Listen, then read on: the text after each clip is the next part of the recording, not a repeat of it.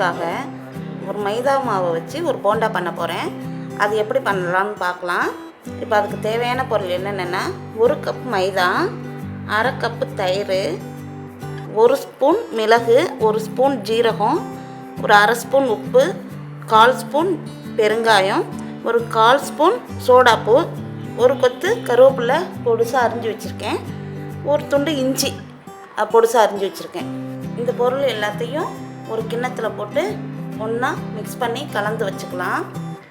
மைதா மாவு, தயிர் அரை கப் போட்டிருக்கேன், மிளகு 1 ஸ்பூனு, ஜீரகம் 1 ஸ்பூனு, அரை ஸ்பூன் உப்பு, 1/4 ஸ்பூன் பெருங்காயம், 1/4 ஸ்பூனு சோடாப்பூ,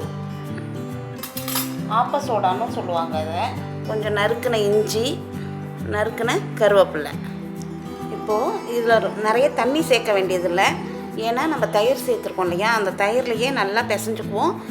தயிர் பத்தலைன்னா மட்டும் கொஞ்சமாக தண்ணி தெளிச்சுக்கலாம்.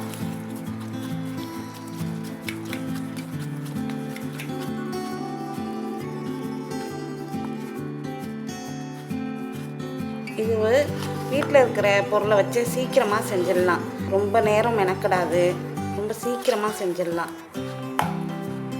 கொஞ்சமாக தண்ணி தெளிச்சுக்கலாம்.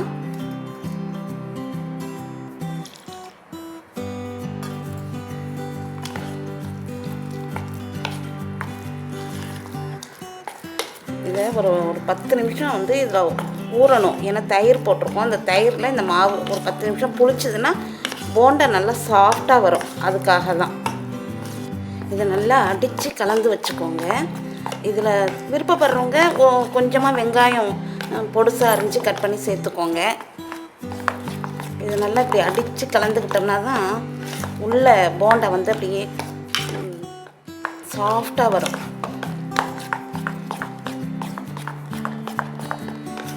இது நல்லா கலந்து ஒரு 10 நிமிஷம் அப்படியே வச்சுருங்க. 10 நிமிஷத்துக்கு அப்புறம் நம்ம எண்ணெயில் போடலாம்.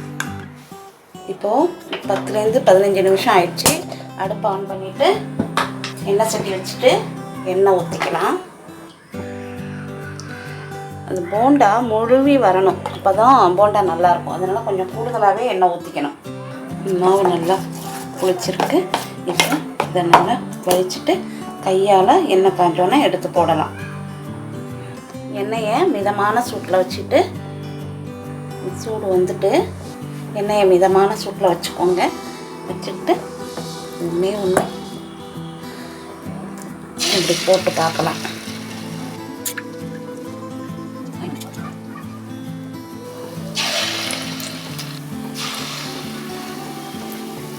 இப்படி சின்ன சின்ன பாலாக உருட்டி உருட்டி அதை வச்சிட வேண்டியதுதான்.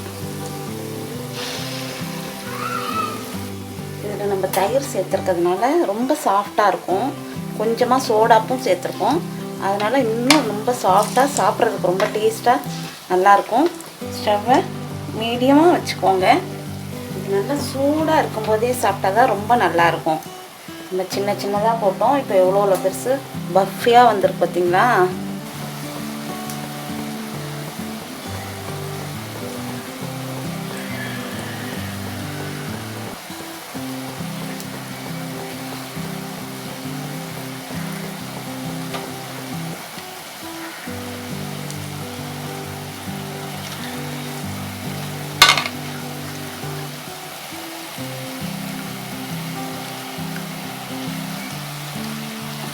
ஸ்டவ்வை மீடியம் ஃப்ளேம்லேயே வச்சுக்கணும். ரொம்ப தீ ஜாஸ்தியானால் மேலே மட்டும் வெந்திருக்கும், உள்ளெல்லாம் வேகாது. அதுக்காக தான் மீடியம் ஃப்ளேம்லேயே வச்சு வச்சு எடுக்கணும். இப்போ நல்லா ப்ரௌனிஷ் ஆயிடுச்சு. இப்போ நம்ம அதை எடுத்துடலாம்.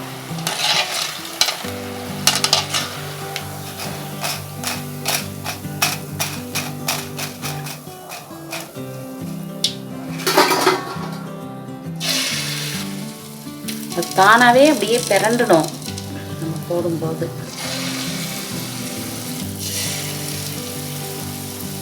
அப்படின்னா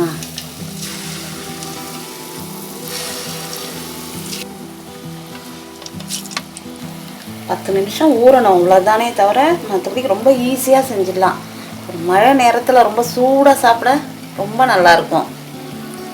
இப்போ ஒரு நல்ல தேங்காய் சட்னி வச்சுட்டு சூடாக சாப்பிட்டா ரொம்ப நல்லாயிருக்கும். அவ்வளோதான், எடுத்துடலாம். சூப்பரான மைதா மாவு போண்டா ரெடி ஆயிடுச்சு. பாருங்கள் எவ்வளோ அழகாக இருக்குன்னு.